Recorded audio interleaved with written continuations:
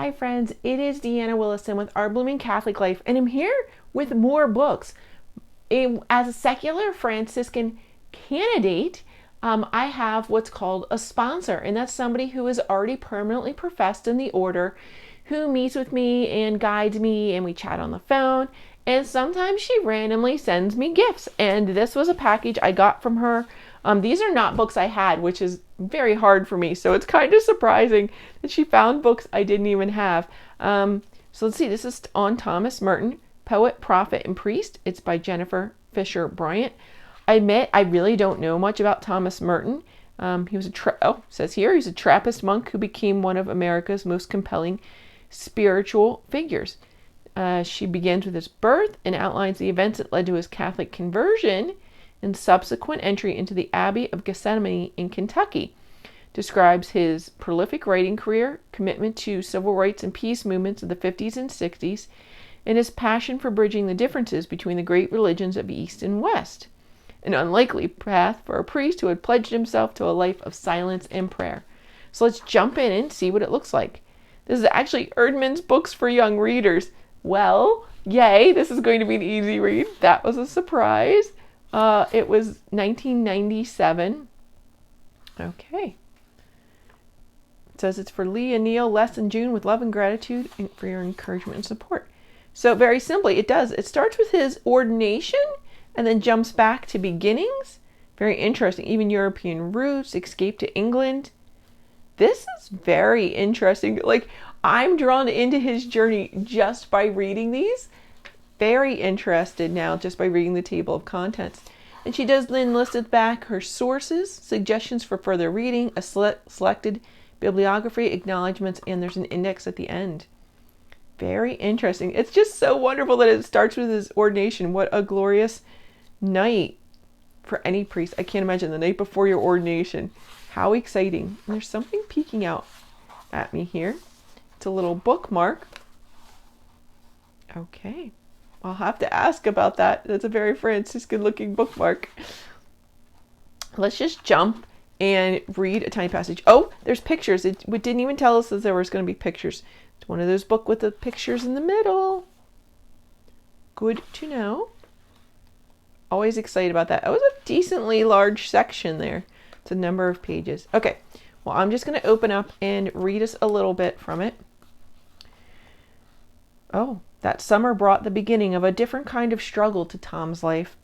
His brother John Paul wrote to say that he had been training as a pilot as a member of the Royal Canadian Air Force and had recently gotten his orders to go out overseas. He wanted to see Tom before he left. After John Paul arrived at the monastery, he began talking to Tom about getting baptized. But Tom quickly realized that his brother knew virtually nothing about the significance of the ritual. Thanks to the understanding of his superiors, Tom was allowed to instruct John Paul himself for the next few days, and the baptism was performed at a local church. The next day John Paul left the monastery, and both brothers had the same sad presentiment. Tom recalled, as the car leaving the monastery was turning around to start down the avenue, John Paul turned around and waved, and it was only then that his expression showed some possibility that he might be realizing, as I did, that we would never see each other on earth again. For the next several months, Tom received letters from John Paul, one in which he mentioned that he was going to marry a girl he had met in England. Tom's reaction was ambivalent. I was glad on account of the marriage, but there was something altogether pathetic about the precariousness of it. I don't know. This is kind of drawing me in, that little passage. I am going to say, just from this little bit, this is a well-written book, and I'm very excited to read it. So let's look at Henry Nouwen. One of my candidate classmates is on the Henry Nouwen Society and teaches classes on him. And the only book I have by Nouwen is one on icons. So I don't know much about him. But let's see. Jesus, a Gospel. It says he's retracing the story of Jesus from Annunciation to Resurrection. So it's a retelling of the Gospel story, seamlessly woven from his many writings. Jesus juxtaposes Gospel text with Nouwen's own reflections on the life of Jesus. Okay, so it is an Orbis book, edited and introduced by Michael O'Loughlin. Let's see, it was done in 2001. Let's see. Oh, it's set up. Look, it's a double column contents page. How interesting. Okay, God's way, the gospel begins, reaching out. So this is kind of like a timeline of Jesus' life. Right there with page numbers. That's just done very interesting. At the end, there's going to be a conclusion, notes, sources, and an index of biblical passages. So that's nice. Let's see. One of the pleasures of editing a book by Henry Nouwen is being in contact with a handful of wonderful people who have shaped Henry's legacy through their writings and organizational efforts. I owe a great deal to these friends. Sometimes I was able to consult their books and they helped me without them even realizing they had done so. Okay. Permissions, a lot of permissions, because again, they were using a series of his writings. So they gathered them and all of the publishers had to give permission. Introduction. Should you choose to read it, this book can guide you along new pathways through the gospel. This is not a journey that you must take alone. The best Christian experiences are seldom solitary ones. Your guide on the journey will be Henry Nouwen, the most influential and beloved modern Christian writer on spirituality.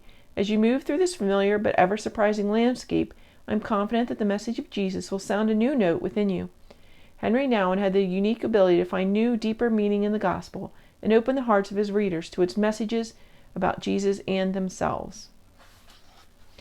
It almost sounds like Henry's already passed by their time they're doing this. Yep, in the 5 years since Henry's death, a number of books, articles, anthologies, and films have appeared which explore his writings.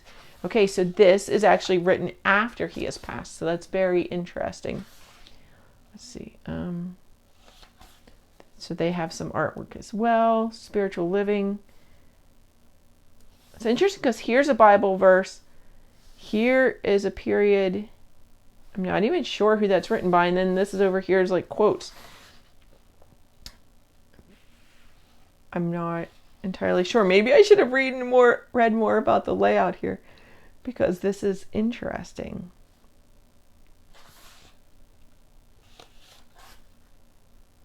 You can see how it's written. And it seems to be that throughout. So the Annunciation, again, here's a quick drawing. I can't quite pronounce that person's name. So it has a passage from Luke on the Annunciation. And then over here, it has Mary's full affirmation of God's election made her the mother of God. And there's a footnote. So let's see if we can, is that the first footnote? Where do the footnotes go? See if we can find them. Aha! So in the back is the notes section, and it's done by chapter. Okay, so they're numbered, but they're numbered by chapter. So you're going to have to know the chapter. You can't just know the number. It is towards the back of the book, but like I said before, it's not the last thing, because then it's sources, and there is the index of Bible passages, and that is done, you can see, in order. So you can find the Bible passage by order and then look it up. Very interesting. So this one we'll just read, saying yes to God. My prayer life has been quite difficult lately. During my morning meditation, I think about 1,000 things except God and God's presence in my life. I am worrying, brooding, and agonizing, but not really praying. To my own surprise, the only prayer that offers me peace and consolation is the prayer to Mary. My meditation on the Annunciation brought me real peace and joy, while reflections on the other mysteries could not keep me focused. As I tried to simply be with Mary and listen to her words, "You see before you the Lord's servant. Let it happen to me as you have said." Luke 1:38.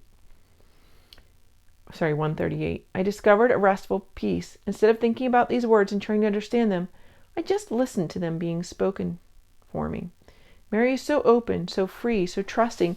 She is completely willing to hear words that go far beyond her own comprehension. And so you kind of hear the tone. It's very much his reflections, I'm supposing. And extra little quotes as we go through. So those are my books. I got Henry Nouwen, Jesus, a Gospel, and Thomas Merton, Poet, Prophet, and Priest.